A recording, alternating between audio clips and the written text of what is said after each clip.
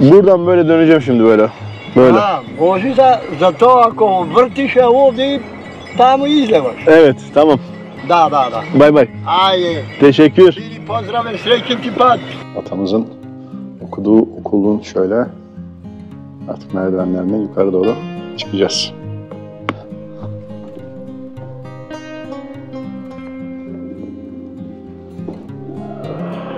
Şöyle bakın. Evet. Görüyor musunuz abi? Margarita'ymış bu. 1881-1908. Türk bayrağı, Makedonya bayrağı yan yana. İsmin ne senin? Lütço. Arnavut musun? Arnavut. Boşnak. Boşnaksın. Boşnak. Ben Bosna'ya da gittim. Saraybosna'ya. Güzel. Kendi Osmanlı eserimizi burada biletle ziyaret ediyoruz. Bu okul büyük komutanlar yetiştirmiş aynı zamanda.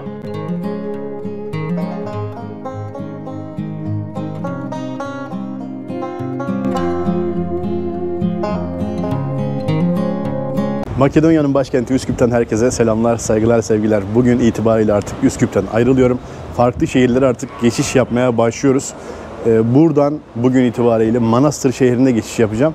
Arkamda görmüş olduğunuz araçla birlikte. Loel Rentegar üzerinden kiralamış olduğum bu araçla, otomatik vites bir araç. Güzel bir Makedonya turu yapmayı düşünüyorum. Dün itibariyle aracımızı aldık. Artık yollara düşme vakti geldi. Şimdi buradan Manastır'a geçeceğim. Oradan farklı bazı şehirlere geçeceğim. Hadi bakalım şimdi yola çıkmaya başlayalım. Manastır yol videosu başlasın. İyi seyirler dilerim. Evet, aracımız şöyle Skoda Scala. Güzel bir araç. Ayarlamalarımızı yaptık. Çantalarımızı yükledik. Bu arada şöyle bir bagaja bakayım. Unuttuğum bir şey var mı? Evet, bilgisayarımız burada. Montumuz, çantamız. Otelimizden de artık ayrılıyoruz. Ve artık Bismillah deyip yola çıkacağız. Şöyle gördüğünüz gibi artık Manastır üzerinden, daha doğrusu Manastır'a geçeceğim buradan şimdi. Evet, yola çıktık. Şimdi birazdan ana caddeye bağlanıyoruz ve oradan artık şöyle yaklaşık 2,5 saate yakın bir yolumuz var Manastır'a. Evet, şehir merkezinden dışarı çıkmaya başlıyoruz. Evet, petrole de geldik. Az önce benzinimizi aldık. Aracı fullledik ve yola koyulalım artık. Yaklaşık 2 saatlik bir yolumuz kaldı.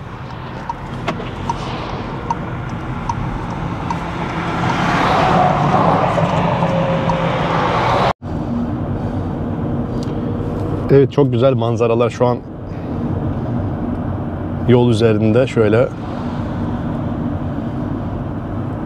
Şimdi tek başıma olduğum için çok fazla böyle kamerayı açamıyorum. Tek kişi olmanın dezavantajı. İstediğim zaman açamıyorum kamerayı. Yola dikkat etmek gerekiyor.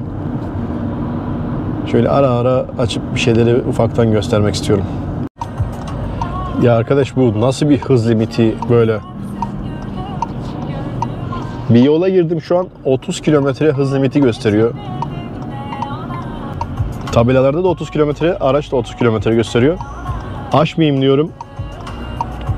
Ve çok yavaş gidiyorum ya gerçekten. Bazen arkamda kuyruk yapıyorum böyle. Adamlar böyle söylene geçiyor beni. Anlamadım. Sonuçta bir hız limiti var. Ben de ceza yemeyeyim diye yavaş gitmeye çalışıyorum ama yanımdan, sağımdan, solumdan geçenler de hızlı gidiyor. Niye öyle? Abi giden gitsin, biz cezamızı yemeyelim de kurallara uyalım da. Bu arada şöyle etrafı da ufak ufak gösteriyorum size.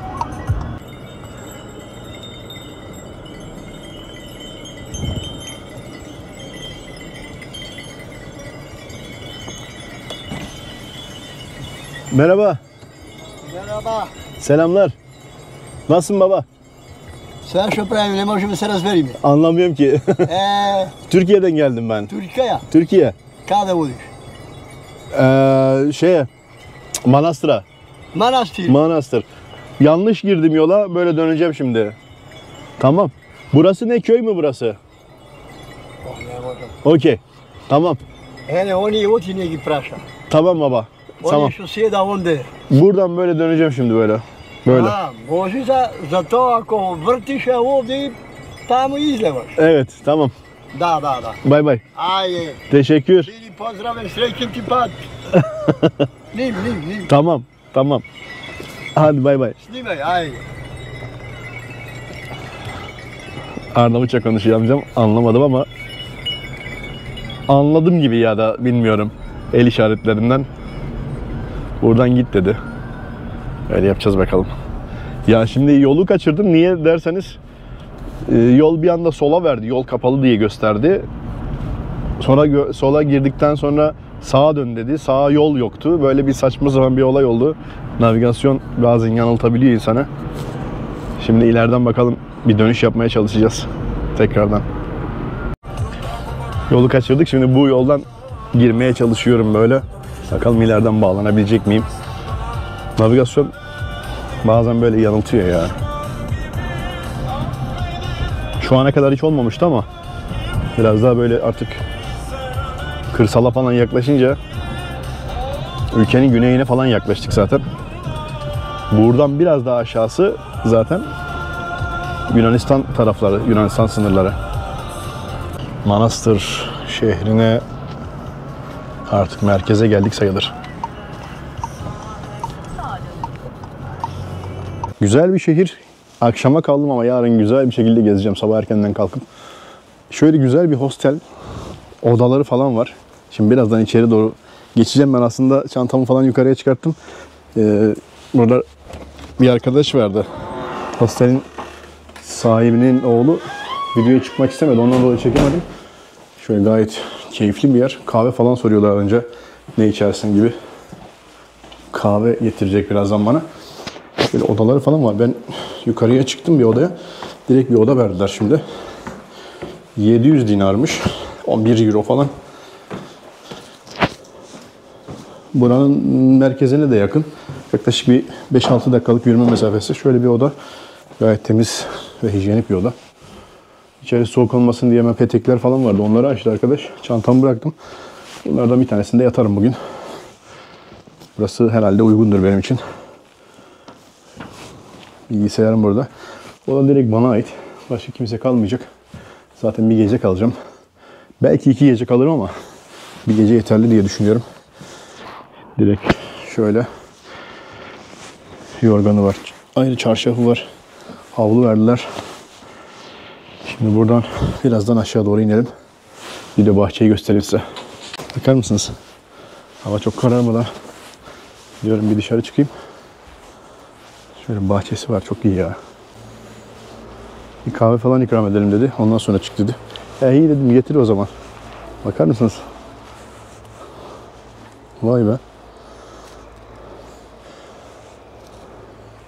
Doğayla iç içe. Çok güzel bir yer. Evet, yola çıktım şimdi Atatürk'ün eğitim gördüğü askeri okula doğru gideceğim. Şöyle ki daha bir saat daha çıkmış şu an bugün. Yarın da kapalıymış. Yarın bir kutlama varmış herhalde. Buranın, Makedonya'nın özel günlerinden bir tanesi. O yüzden de yarın resmi tatil olacağını söyledi buradaki çalışan, hostelde çalışan arkadaş. Askeri okula yaklaşık bir 5 dakika mesafemiz kalmış. Kapalıysa yarın da deneyeceğiz şansımızı. Atatürk'ün okumuş olduğu askeri idadi denilen yer.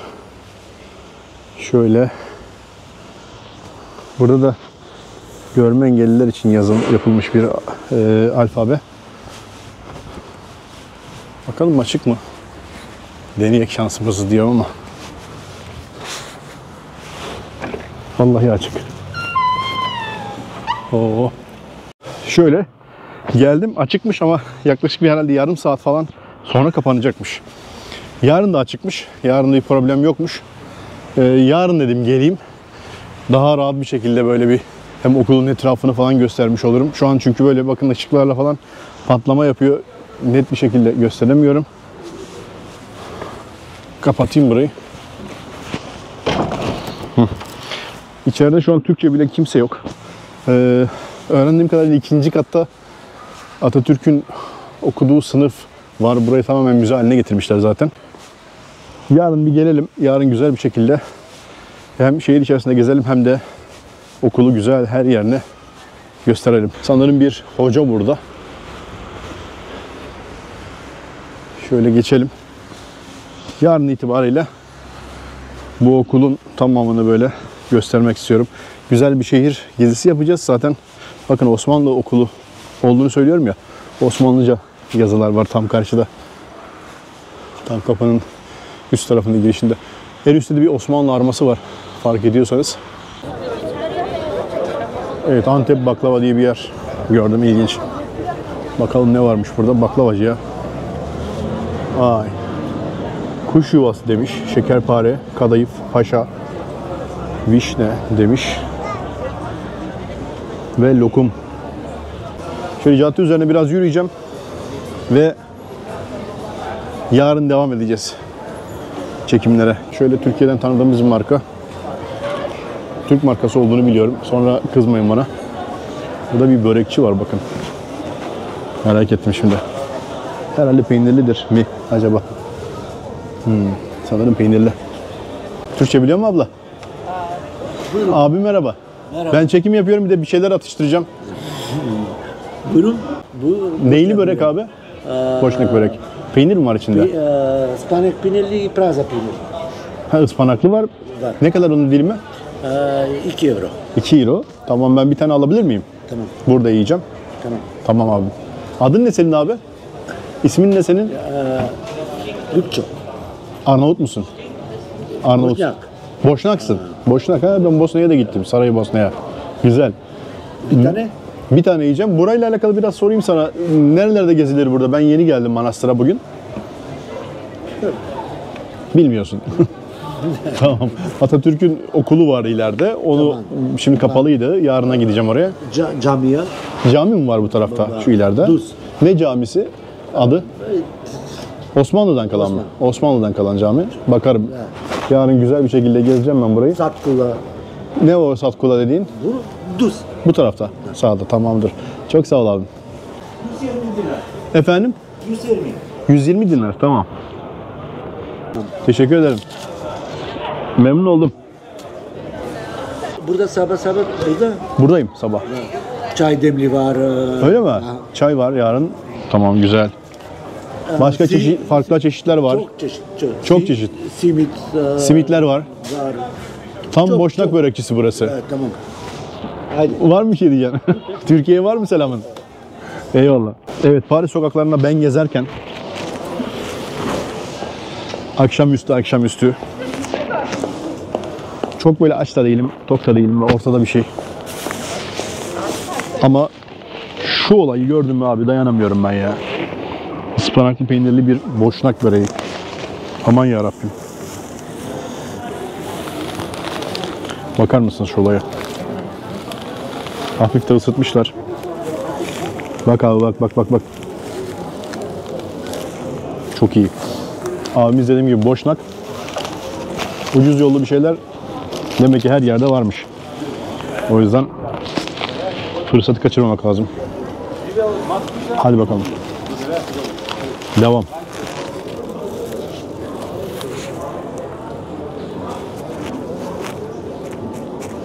Son nokta. Yarın, yani bir sonraki izleyeceğiniz videoda çok daha detaylı bir şehir videosu hazırlayacağım. Gün ışığında.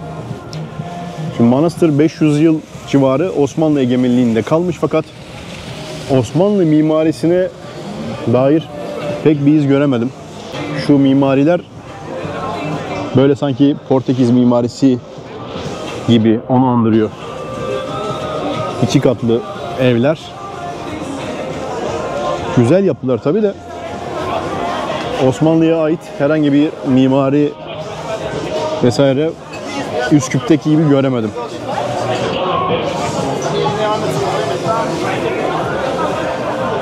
Manastır'dan herkese günaydınlar. Biliyorsunuz dün akşam geldim. Şehir içerisinden böyle ufak birkaç görüntü aktardım. Atamızın okuduğu okula gitmiştim. Bu ne ya? Atamızın okuduğu subay okuluna gitmiştim. Dün kapalıydı. Yani kapanmak üzereydi. O yüzden girmeye değmez dedim bu saatte. Çünkü rahat bir şekilde gezemeyecektim. Çıkmamı bekleyeceklerdi. O yüzden şehir içerisinde böyle akşam da olsa biraz turladık. Şimdi ufaktan bir şey atıştıracağım. Güzel bir pizzacı görmüştüm. Veya börek falan olur, böyle pratik bir şey. Hemen okul içerisine gireceğiz. Okuldan böyle güzel görüntüler aktaracağız. Öğrendiğim kadarıyla okulun 2. katında Atatürk'e ait bir oda varmış. Sadece onun için ayrılmış. Kaldığım bu hosteldeki arkadaş böyle ufak bir bilgi verdi. Bu şekilde olduğunu söyledi. Daha önce birkaç kez gidip görmüş. Bütün Türkler buraya sadece diyor onu görmek için geliyor ve bu şehri diyor, bu şehrin havasını alabilmek için, Atatürk'ün yaşamış olduğu şehirde, daha doğrusu okumuş olduğu şehirde, yıllarını geçirmiş olduğu şehirde kendileri de biraz böyle gezip dolaşabilmek için geliyorlar diyor. Bu da güzel, gurur verici bir şey. Yani yabancı birinin bunu söylemiş olması. Kendisi ben Bulgar Makedonlu sanıyordum. Değilmiş. İsmi Mikail. Sonra öğrendim ki kendisi burada Yahudiymiş. Yahudiler genel olarak özellikle bu dönemde Yahudi olduğunu biraz böyle gizliyorlarmış. Daha fazla böyle Hristiyan gibi gösteriyorlarmış kendilerini. Zaten herhangi bir şekilde bir şeye gitmiyorsa da kimse bir şey anlamaz. Yani bir dini ibadete falan gitmiyorsa kimse de bir şey anlamıyor. Arada kaynıyorlar, geçiyorlar. Birazdan böyle atamızın okuduğu okula doğru geçiyoruz. Burada kafeler falan da göstermek istiyorum size, bakar mısınız? Kafeler full dolu. Dün akşam gelmiştim ben buraya. Muhteşem pizzaları vardı. Hala var mı, çıkmış mı bilmiyorum. Varsa şöyle güzel bir dilim pizza alacağım. Hello. Hello. How are you? Margarita? Chicken no? No, only margarita. Yes. How much money? Dinar. 120. Yeah.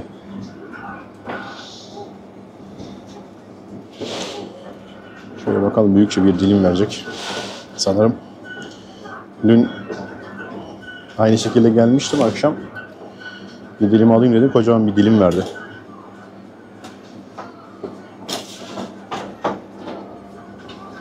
Oo, süper.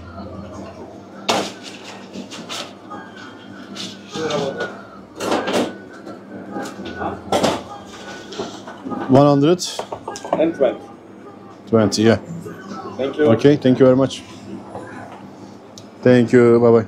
Bye. Thank you. Şöyle bir oturalım burada bakalım. Şöyle ufaktan bir şöyle çekelim. Sonra biz de böyle kafeye mafya otururuz, bir şeyler içeriz. Önce bir atamızın okuduğu okula geçelim. Subay okuluna. Evet. Görüyor musunuz abi? Margarita'ymış bu. Thank you very much. Görüyor musunuz abi? İnceliği, kibarlığı. Misafir olduğumuzu anladılar. Hemen yardımcı oluyorlar. Pizza dün akşam gelmiştim gerçekten. Şok oldum yani. Ucuz bir pizza ve gerçekten çok lezzetli. Sosu falan fenaydı. Şimdi biraz sıcak. Umarım yanmayız. Hatta şöyle bir ufaktan bir kırayım da şuradan.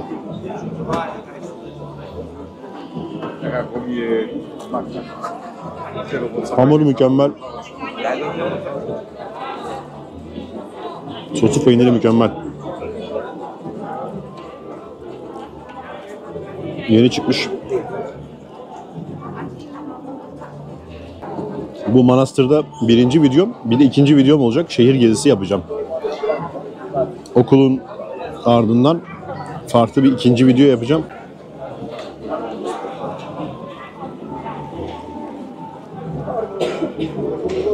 Hareketi görüyor musunuz?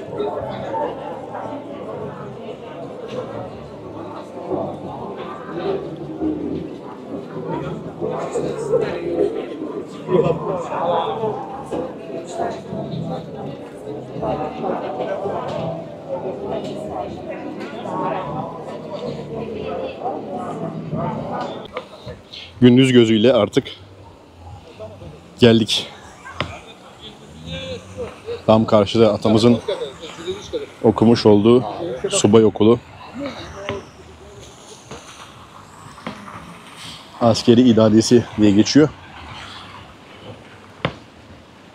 Osmanlı zamanında yaptırılmış bu okul.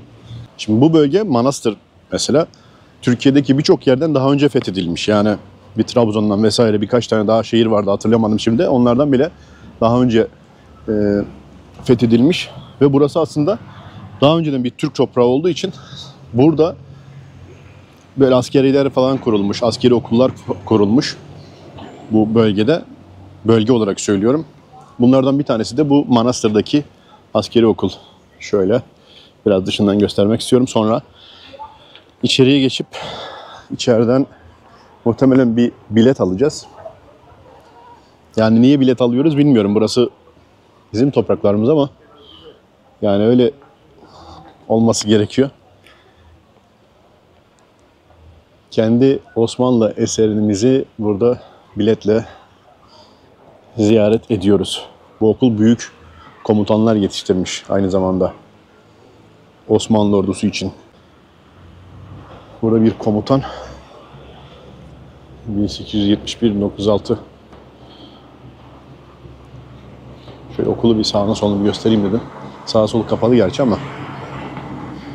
Bakın burada mezarlar falan var. İnsanların mezarlarının üstünde oturmuşlar. Şöyle mezar taşları. Görüyor musunuz? Bunlar mezar taşı. Sanırım.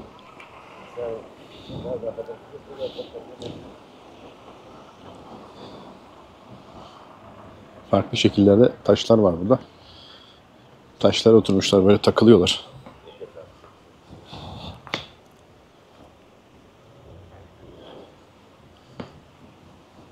Ya ben öyle anladım, mezar taşı diye bir gördüm ama şimdi buradan böyle içeriye doğru geçeceğiz.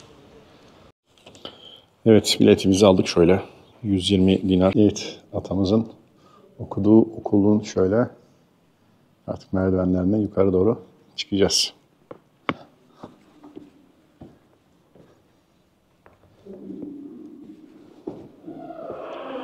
Şöyle bakın. Atamız bu merdivenlerde böyle okul okurken sürekli yürümüş. Şu an burası ofis diyor. Burası bir arkeoloji müzesiymiş. Makedonya Arkeoloji Müzesi'ymiş. Şimdi öncelikle ne diyor? Mustafa Kemal Atatürk Anı Odası. Evet, şöyle cepheden ne diyor? Yurtta sul, cuhanda sul yazmışlar. Buradan şöyle bir girelim, sonra dönelim. Evet. Atatürk'ün öğrencilik yıllarından şöyle bir heykel. Okuyalım. Manastır Askeri İdadesi öğrencisi Mustafa Kemal heykeli Türkiye Cumhuriyeti Genelkurmay Başkanlığı tarafından yaptırılarak Manastır Şehir Müzesi Atatürk Anı Odası'na armağan edilmiştir. 13 Mart 2011 yılında.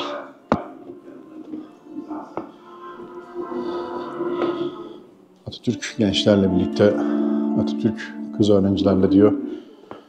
Şöyle bir yazı, böyle isterseniz burayı durdurup okutabilirsiniz. Bekledim biraz. Türkiye Büyük Millet Meclisi'nin açılışı. Şöyle. Şu madalyalar falan var burada.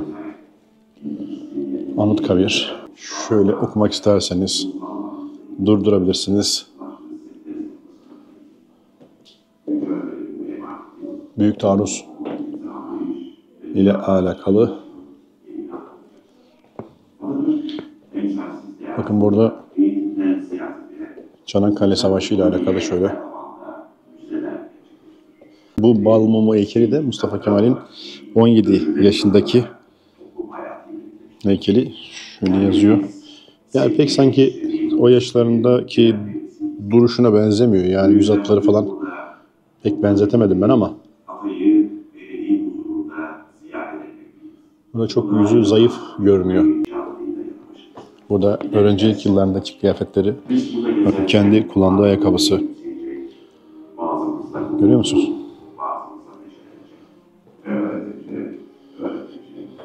Evet. Kütüphanesindeki satır satır okunmuş, üzerine notlar düşürmüşler. Burada madalyalar.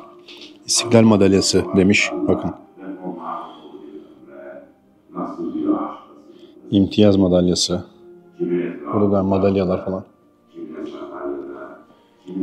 Burada böyle pullar var bakın. Ailesiyle muhtemelen mektuplaştığı dönemlerden böyle pullar. Görüyor musunuz?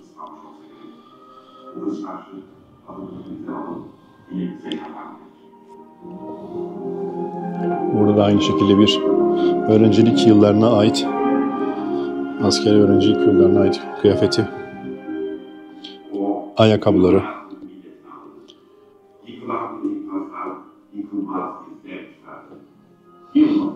Yorulmadı, sarsılmadı. Mutluyum. Çünkü başarmış. Atatürk Ankara Kız Lisesi öğrencileriyle 24 Haziran 1933 yılı.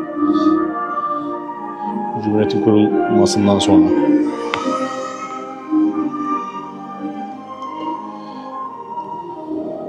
Nutuk kitabı. Şimdi huzurundayız efendim. Daha ileri taşımak için senden aldığımız emaneti. Manevi mirasçın olmak için kabul ederek Genelkurmay aldığın Başkanlığı. rehberliğini. Senin gözlerinde görebilmek için Cumhuriyeti. Yalnız burada değil, vatanın her karış toprağında, dünyada biraz böyle patlıyor ama en azından sesi duyuyorsunuz. Türkiye Cumhuriyeti senin ülkelerinle aydınlanacak. Sen gözleri kapasan da millet ufka senin gözlerine bakacak. Korkma, sönmez bu şafaklarda. Bakar mısınız? Al.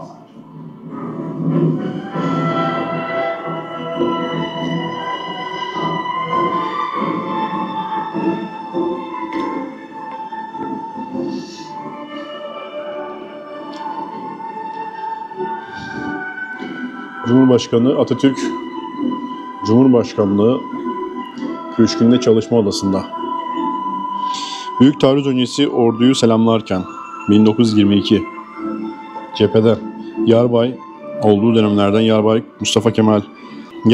Mustafa Kemal Çanakkale muharebelerinde Tümen karargahıyla 1915 burada da 19. Tümen Komutanı Yarbay Mustafa Kemal Çanakkale'de siperde Nisan-Mayıs 1915.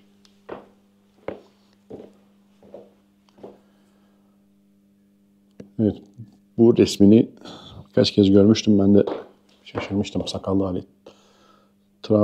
Trablusgarp'ta Derneği Kuvvetleri Komutanı Binbaşı iken Mustafa Kemal 1911'de. Burada daha gençlik yılları. Kurmay Yüzbaşı Mustafa Kemal Hareket Ordusu Kurmay heyetinde görevliyken 1909.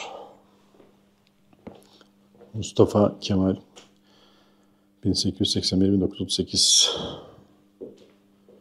Türk bayrağı, Makedonya bayrağı yan yana.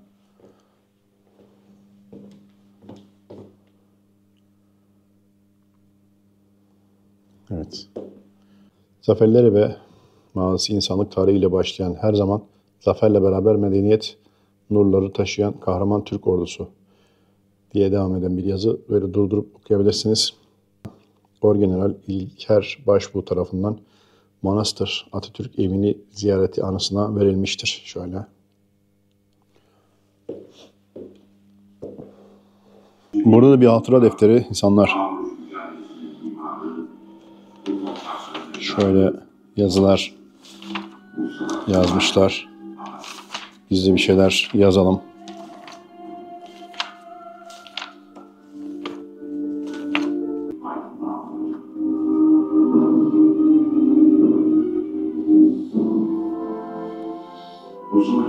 Biz de şöyle bir notumuzu bıraktık.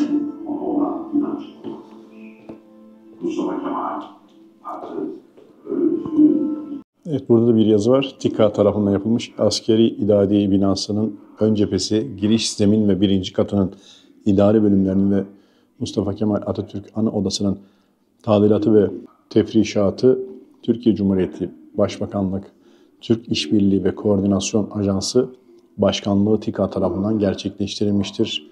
Mayıs 2013 yılında. Kocacık Köyü'nün olduğu yer Atatürk Ana Evi yine. Şurada yazıyor. Buraya gitmeye çalışacağım. Muhtemelen gideceğim.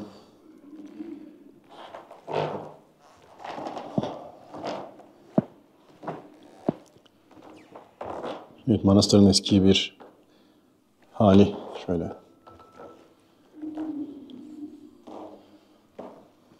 Burası arkeoloji müzesiymiş.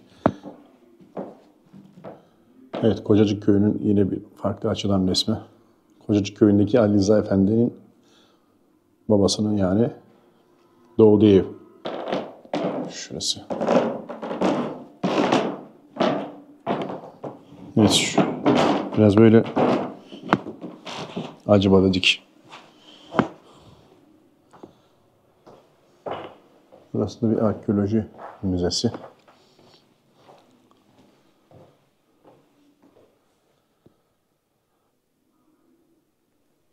Burada ne göstermiş böyle? Bir döngü olarak göstermiş galiba. Balıklar vesaire. Dünyanın dönüşümü, dinozorlar var, balıklar var falan filan böyle. Mamutlar var burada. Ne demiş bu? Mamut dişlerinin şöyle sergilendiği bir yer.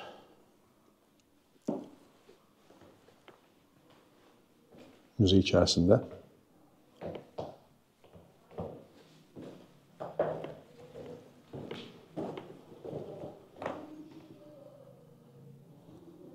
Ve kazılarda çıkanlar. Şu küpler falan.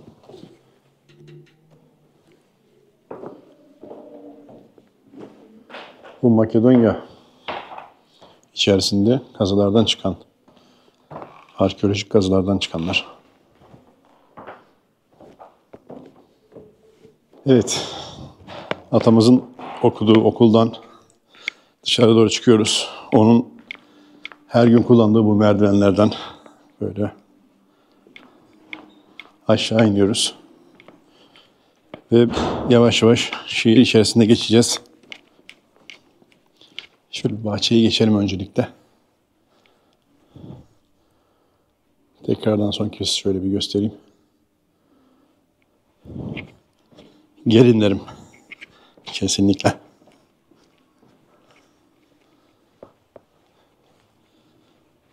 İçeride de böyle bir arkeoloji müzesi vardı. Yani benim için önemli olan kısmı biliyorsunuz zaten. Orayı da gezmiş olduk. Tabii arkeoloji müzesini de görmüş olduk.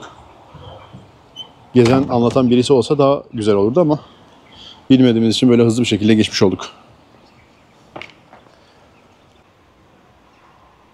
Şöyle yukarıda Osmanlı Torası.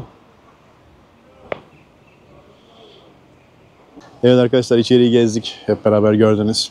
Ben de çok merak ediyordum atamızın okumuş olduğu bu subay okulunu. Osmanlı zamanında yapılmış. Tabii tarih kitaplarında araştırırsanız daha detaylı bir şekilde bu okulun yapılma gerekçelerini ve tarihini daha net bir şekilde görmüş olursunuz. Asıl olan mesele buralara gelip burayı görebilmek. Tabii bilmek de önemli detayları. O yüzden okuyun, araştırın diyorum ve buraya mutlaka gelin. Bakın arkadaşlar, buraları bizim topraklarımız aslında.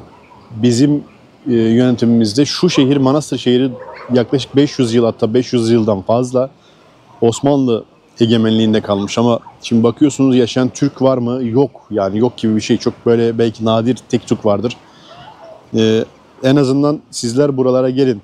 Bir Türkiye'de tatil yapmak kadar ucuz bir yer. Yani Türkiye'de ne kadar fiyata tatil yapabiliyorsanız buralarda gezip görebilirsiniz. Çok pahalı bir yer değil. Sadece yapmanız gereken bir pasaport. Vize almanıza gerek olmayan bir ülke Makedonya. Gelin, ata topraklarını burada sahipsiz bırakmayın. Gelin bu toprakları hep birlikte gezin. Gerekirse otobüslerle geçin. İmkanınız varsa araba kiralayın. Ama mutlaka bu şehirleri, Manastır gibi, Üsküp gibi, Makedonya'daki İşte Kosova'yı biliyorsunuz. Arnavutluk'ta çok güzel böyle Türk şehirleri var. Hep böyle artık yalnız kalmış ve içeride hiç Türk yaşamıyor. Türklerin tamamını neredeyse uzaklaştırmışlar. Sadece ve sadece ağırlıklı olarak Bulgar Makedonları falan kalmış. Diyorum ki bu topraklara sahip çıkma zamanı. Lütfen toprakları sahipsiz bırakmayın. Buraları bizim ata mirasımız. Şimdi videomuzun sonuna geldik. Videoyu beğendiyseniz yorum yapmayı, yorumlarınız benim için çok değerli. Like tuşuna basmayı, yani like diyorum ama böyle beğeni tuşuna basmayı lütfen ihmal etmeyin. Severek izlediğiniz videolarımı sevdiklerinizle paylaşırsanız bana daha fazla destek verebilirsiniz. Bir sonraki güzel videolarda, ki bundan sonra güzel bir manastır videosu da var. Sırada olacak olan video. Güzel bir manastır gezisi. Bizim ata topraklarımıza gezeceğiz. Bir sonraki güzel videolarda görüşmek üzere. Hoşça kalın.